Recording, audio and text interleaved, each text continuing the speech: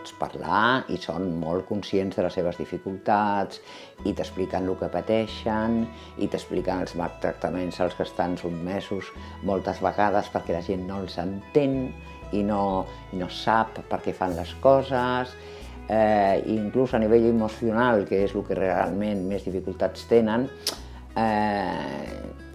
hi ha alguns que ho arriben a identificar i t'ho expliquen, però d'una manera absolutament clara i dramàtica.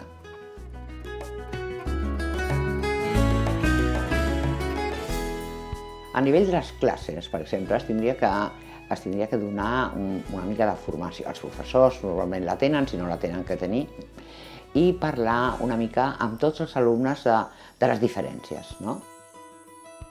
No és fàcil, perquè els jocs de grup, tipus futbol, tipus bàsquet, tipus això, no ho entenen molt bé i a més són a vegades una mica torpons, per la qual és difícil moltes vegades trobar-los una ocupació, no? Durant les hores de pati o durant les hores de...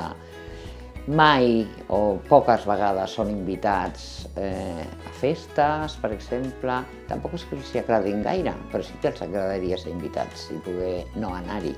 Això ens passa a tots, no?